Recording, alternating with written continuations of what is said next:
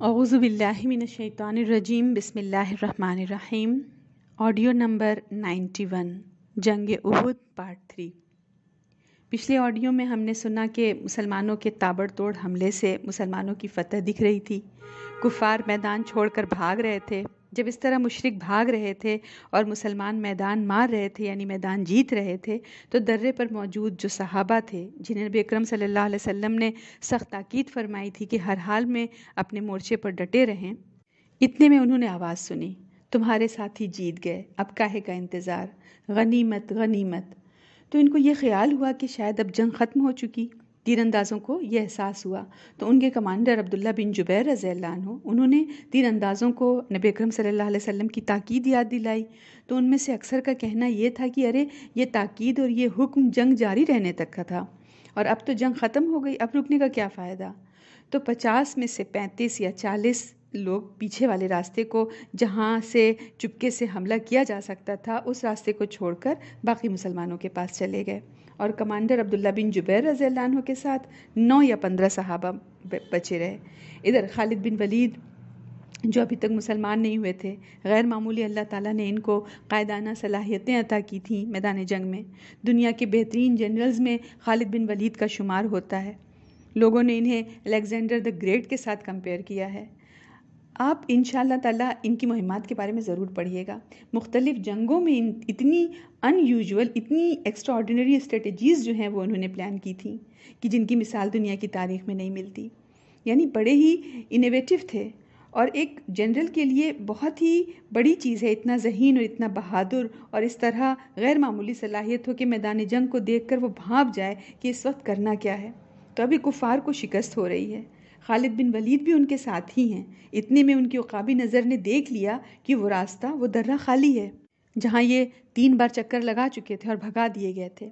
ان کی نظر وہاں پڑ گئی تو یہ اپنے گھڑ سواروں کو لے کر فوراً وہاں چڑھ دوڑے۔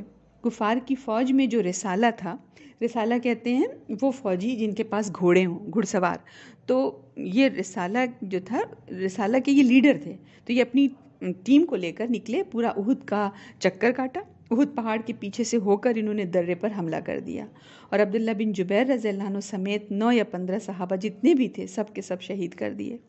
تو اس طرح جب انہوں نے حملہ کیا اور درے پر موجود سارے مسلمانوں کو مار دیا تو انہوں نے نعرہ بلند کیا۔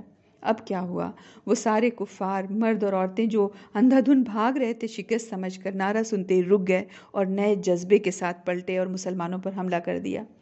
کفار کی ایک عورت نے بڑھ کر مشرکین کا گرا ہوا جھنڈا اٹھا لیا۔ پھر کیا تھا، سارے بکھرے ہوئے مشرکین جھنڈے تلے ایک بھرپور جوش کے ساتھ جمع ہو گئے، مسلمانوں کو آگے پیچھے سے گھیرے میں لے لیا۔ دونوں طرف سے مسلمان گر گئے، سینڈوچ ہو گئے بالکل۔ بھاگتے ہوئے کافر بھی پلٹ آئے اور پیچھے سے خالد بن ولید کے رسالے نے بھی ان پر حملہ کر دیا۔ جنگ میں سب سے زیادہ گھڑ سواری بڑی پھرتیلی سے وار کرتے ہیں، جتنا سوئفٹلی اور پھرتیلی سے گھڑ سوار حملہ کرتا ہے اتنا زیادہ اونٹ سوار یا پیدل والا دستہ کر نہیں سکتا۔ تو جنگ کا نقشہ ہی پلٹ گیا، جیتتی ہوئی جنگ ہاتھ سے جانے لگ گئی۔ اب جب مسلمان نرغے میں آ گئے تو ایک گروہ تو ہوش کھو بیٹھا، اسے صرف اپنی جان کی پڑی تھی، چنانچہ اس نے میدان چھوڑ کر فرار کی راہ اختیار کی۔ اسے کچھ خبر نہیں تھی کہ پیچھے کیا ہو رہا ہے۔ ان میں سے کچھ تو بھاگ کر مدینے میں جا گھسے اور کچھ پہاڑ کے اوپر چڑھ گئے۔ بہت سے لوگ حیران اور پریشان اور سرگرداں تھے، ان کی سمجھ میں نہیں آ رہا تھا کہ کدھر جائیں۔ اسی دوران ایک پکارنے والے کی پکار سنائی پڑی کہ محمد صلی اللہ علیہ وسلم قتل کر دیے گئے ہیں۔ اس سے رہا سہا جو ہوش تھا وہ بھی جاتا رہا، اکثر لوگوں کے حوصلے ٹوٹ گئے، بعض نے لڑائی سے ہاتھ روک لیا اور درماندہ ہو کر ہتھیار پھینک دیا۔ تبھی حضرت انس بن نضر رضی اللہ عنہ نے کہا، تو اب اپنے نبی صلی اللہ علیہ وسلم کے بعد تم لوگ زندہ رہ کر کرو گے کیا؟ اٹھو اور جس چیز پر نبی اکرم صلی اللہ علیہ وسلم نے جان دی اس پر تم بھی جان دے دو۔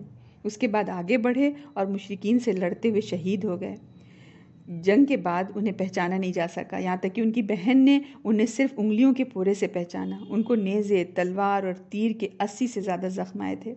اسی طرح ثابت بن دہدہ رضی اللہ عنہ نے اپنی قوم کو پکارا اور کہا، اگر نبی اکرم صلی اللہ علیہ وسلم قتل کر دیے گئے ہیں تو اللہ تو زندہ ہے، وہ تو نہیں مر سکتا، تم اپنے دین کے لیے لڑو، اللہ تمہیں فتح اور مدد دے گا۔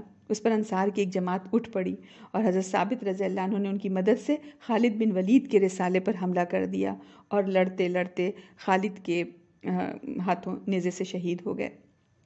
ایک صحابی خون میں لت پت پڑے تھے اور باقی صحابیوں سے کہہ رہے تھے اگر نبی اکرم صلی اللہ علیہ وسلم قتل کر دیے گئے ہیں تو وہ تو اللہ کا دین پہنچا چکے، اب تمہارا کام ہے کہ اس دین کی حفاظت کے لیے لڑو۔ تو اس طرح کی حوصلہ افزا اور ولولہ انگیز باتوں سے اسلامی فوج کے حوصلے بحال ہوئے اور ان کے ہوش و حواس اپنی جگہ آ گئے۔ تو اب انہوں نے جو ہتھیار پھینک دیا تھا اٹھا لیا۔ اسی دوران یہ بھی معلوم ہو گیا کہ نبی اکرم صلی اللہ علیہ وسلم کے قتل کی خبر جو ہے وہ افواہ ہے، صرف ایک جھوٹ ہے، گھڑنت ہے۔ اس سے ان کی قوت اور بڑھ گئی اور ان کے حوصلوں اور ولولوں میں تازگی آ گئی۔ تو اس حوصلے اور جوش میں انہوں نے گھیرے کو توڑا اور قیادت کے سینٹر اور اس کے گرد جمع ہونے میں کامیاب ہو گئے۔ والسلام علیکم ورحمۃ اللہ۔